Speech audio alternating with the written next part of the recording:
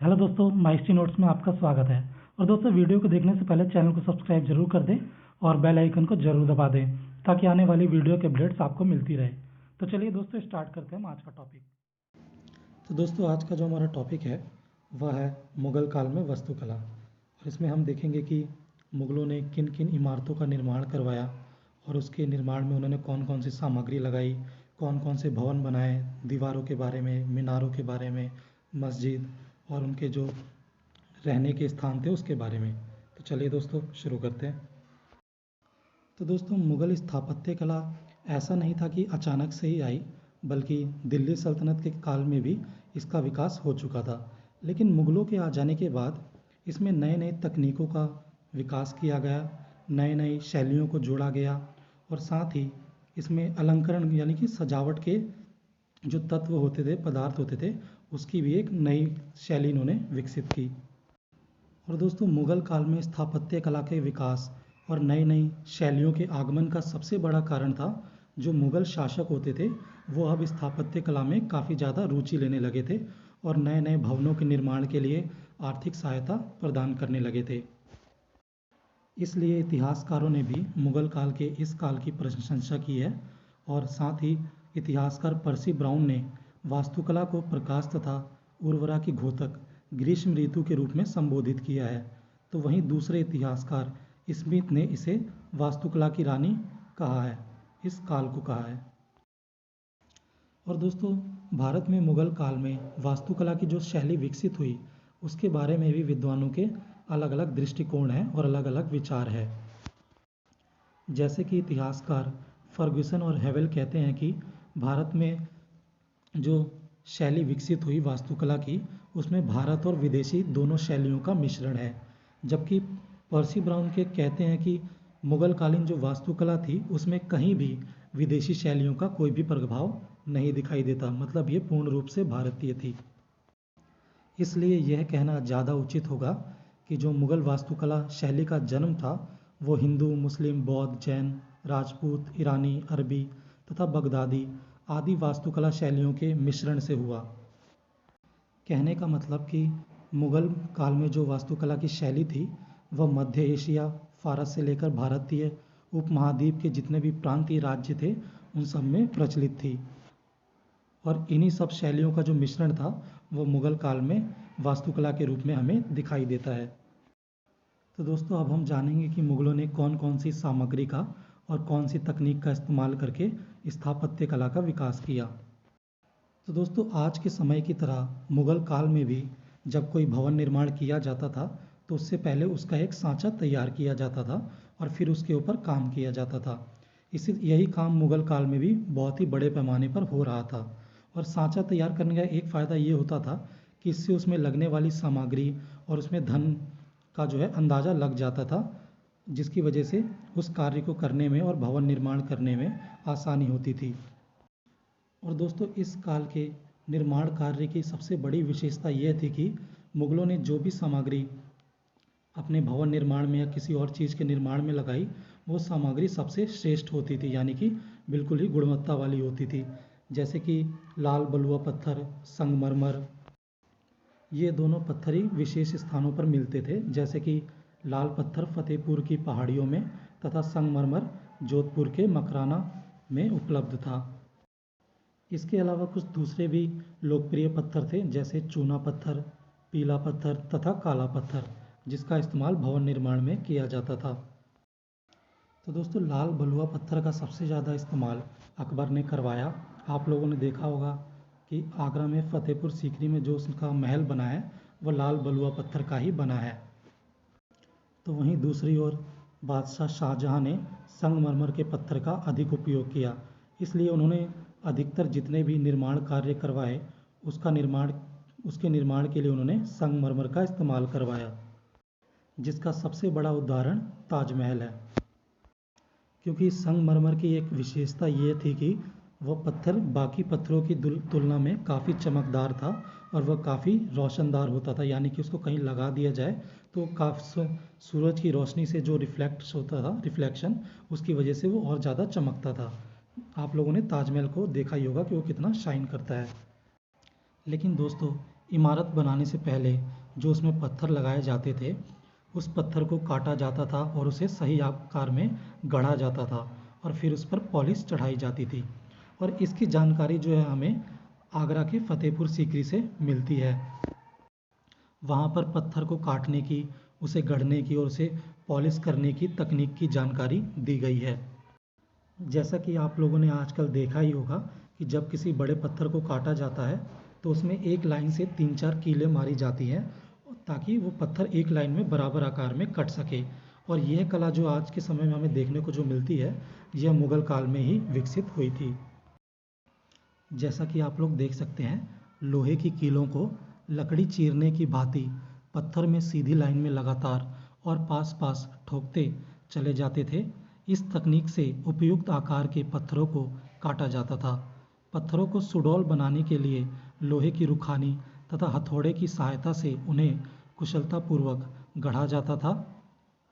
पत्थर की सतह को चमकदार बनाने के लिए उस पर पॉलिश भी की जाती थी। इस तकनीक में पत्थर की खुरदरी सतह को अपघर्षी पत्थर द्वारा रगड़ा जाता था ताकि जो पत्थर हो वो मुलायम बन सके। और दोस्तों, केवल पत्थर को काट करके लगाया ही नहीं जाता था, बल्कि उसके ऊपर नक्काशी भी की जाती थी, जिसका उदाहरण हमें बीरबल के महल से मिलता है। और इसका दूसरा उदाहरण हमें शेख सलीम चिश्ती की दरगाह से मिलता है।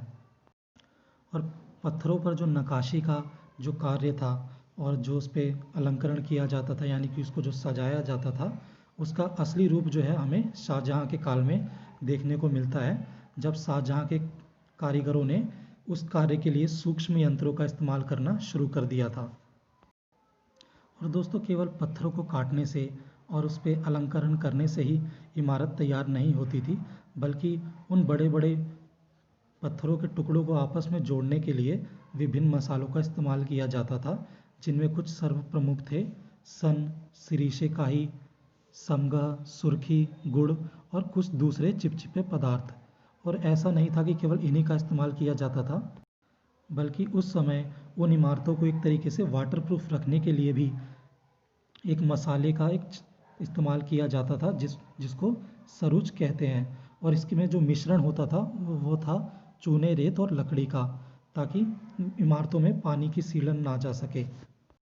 और इसका इस्तेमाल इसलिए भी किया जाता था ताकि इमारत लंबे समय तक टिक सके, क्योंकि ऐसा होता था कि जब कोई इमारत पुरानी हो जाती थी तो वो धीरे धीरे ढहने लगती थी, तो उसको इस क्षति से बचाने के लिए चूने का और तरह तरह के पदार्थों का इस्तेमाल किया जाता था। और दोस्तों, मुगल काल की इमारतों पर प्लास्टर भी किया जाता था, जिसके 2 तरीके थे। पहला था अस्तरकारी। इसमें 4 मूल घटक थे, जैसे चूना, कलई, सुर्खी और सन। और दूसरा तरीका था संदलकारी, जिसमें कलई और सुर्खी जैसे पदार्थों का मिश्रण किया जाता था। और दोस्तों, इसका सबसे बड़ा फ़ायदा ये होता था कि इसको पत्थर की सतह पर लगाने से पत्थर काफ़ी चमकदार हो जाता था और समतल बन जाता था। लेकिन जब दीवारों और छतों पर प्लास्टर किया जाता था, उससे पहले 3 पदार्थों का एक मिश्रण बनाया जाता था, जिसमें तिनको, मिट्टी और पानी, इन तीनों का आपस में मिलाया जाता था और इसे कहगिल कहते थे। और इस कहगिल की एक मोटी परत छतों और दीवारों पर लगा दी जाती थी। और दोस्तों, सजावट के लिए केवल नक्काशी और प्लास्टर का ही इस्तेमाल नहीं किया जाता था, बल्कि रंगीन टाइल्स का भी प्रयोग उस समय किया जाने लगा था, जिसका उदाहरण हमें जोधाबाई के महल से मिलता है, जिसमें सुंदर नीले रंग के टाइल्स का इस्तेमाल किया गया है। और दोस्तों, इस महल की सबसे खास बात यह है कि इसमें जो टाइल्स लगी है वो भारत से नहीं बल्कि मुल्तान से भारत में लाई गई थी।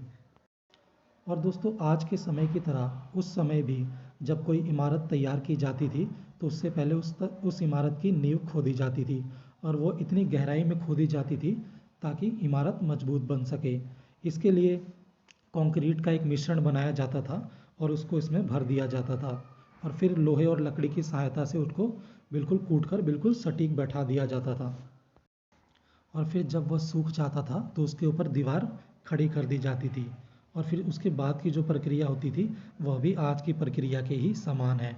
दीवार जब उठ जाती थी तो उसके ऊपर एक छत पाटी जाती थी जो बिल्कुल ही डॉटदार होती थी। डॉटदार कहने का मतलब जिसमें छेद होते थे, जैसे कि आप लोगों ने आजकल देखा होगा। और फिर जब दीवारें सब एक ऊंचाई पर चली जाती थी तो उनको समानांतर बेस पर, यानी कि एक समान, जैसे कि आजकल हमने देखा होगा कि कैसे बल्ली का सपोर्ट दिया जाता है, वैसे उस समय भी जब छत पाट दी जाती थी तो उसके नीचे उसको बांस का सपोर्ट दे दिया जाता था।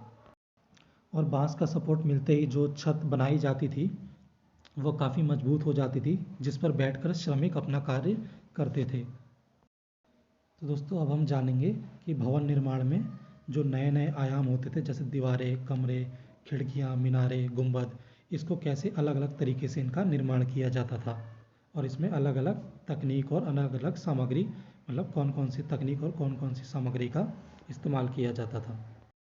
तो दोस्तों सबसे पहले बात करते हैं दीवारों के बारे में।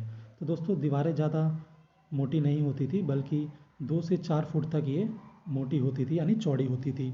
और इसे इतनी मजबूती से बनाया जाता था कि ये एक बार बन जाती थी तो इसको तोड़ना बहुत ही मुश्किल होता था। और फिर इन दीवारों पर प्लास्टर द्वारा इसको चिकना कर दिया जाता था।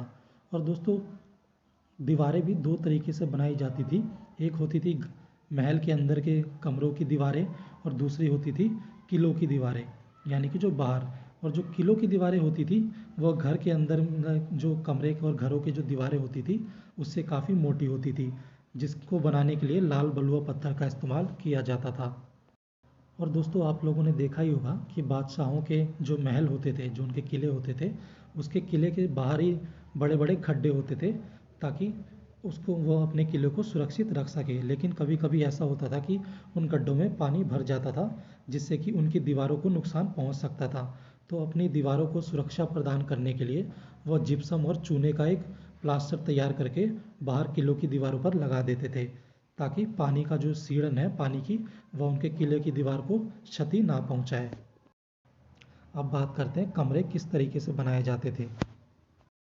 दोस्तों उस समय के जो कमरे बनाया जाता था उसका निर्माण इस तरीके से किया जाता था कि वो देखने में हॉल की तरह लगते थे।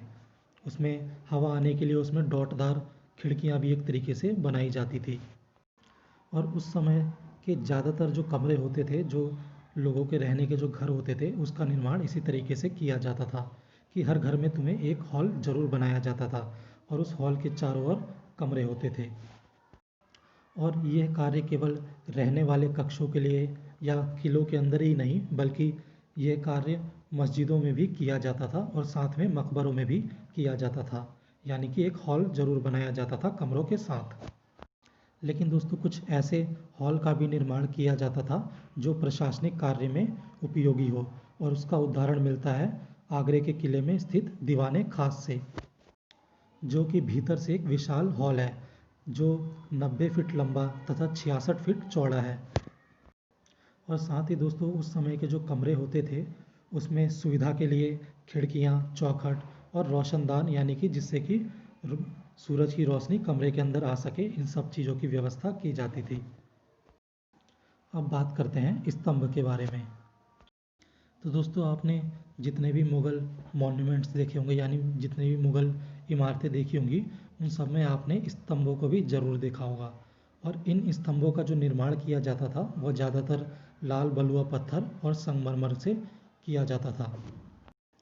इन स्तंभों को चारों ओर से घेर दिया जाता था और इनके बीच में जो जगह बचती थी उसमें गारे और रोड़ी से भरकर इसको मजबूती प्रदान की जाती थी, क्योंकि इसके ऊपर जो मंजिल बनाई जाती थी वह बिल्कुल टिकाऊ रह सके और वह गिरे नहीं, इसलिए इसको काफ़ी मजबूत बनाया जाता था, जिसका उदाहरण हमें फतेहपुर सीकरी के पंचमहल से मिलता है।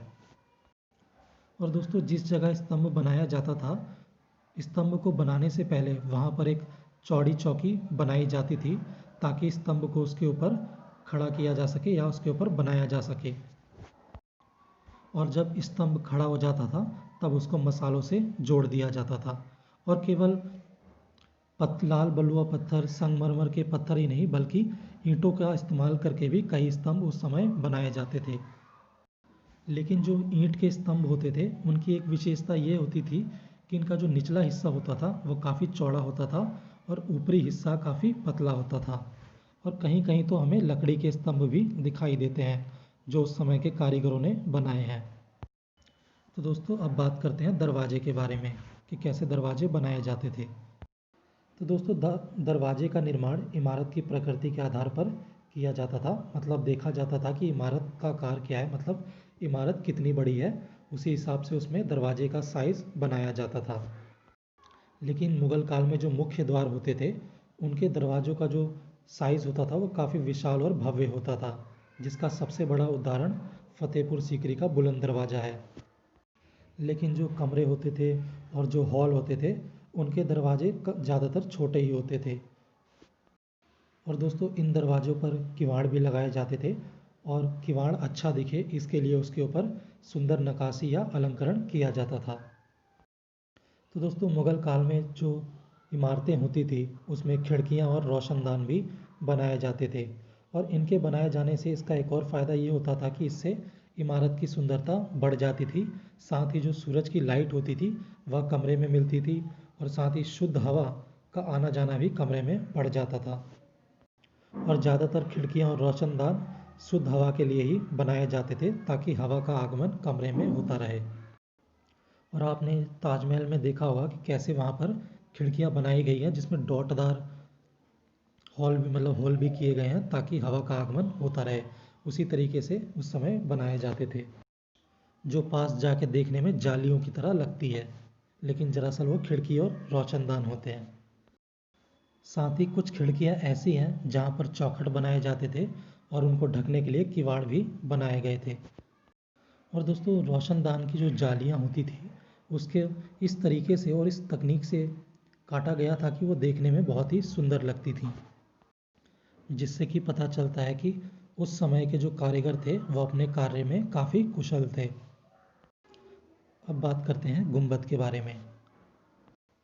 तो दोस्तों, आप लोग गुंबद को जानते ही होंगे। आपने कभी देखा होगा कोई मस्जिद या मकबरा, तो उसके बीच में, यानी कि सबसे बड़ी जो इमारत होती है उसके ऊपर एक गोल साइज़ का, यानी कि सेमी सर्कल टाइप का एक आकार होता है, जिसको गुंबद कहा जाता है। मुगलों ने सबसे ज़्यादा इसका निर्माण मस्जिद और मकबरों के ऊपर ही करवाया। और दोस्तों, उन गुंबद के ऊपर एक कलश रखा जाता था, जो गुंबद की सुंदरता को बढ़ा देता था। इसका उदाहरण आपको फतेहपुर सीकरी और ताजमहल में मिल जाएगा। और दोस्तों, ताजमहल का गुंबद अपनी सुंदरता के लिए इतना विख्यात है कि इतिहासकार पर्सी ब्राउन ने इसे ताजमहल के सौंदर्य का सर्वोत्तम अंग माना है।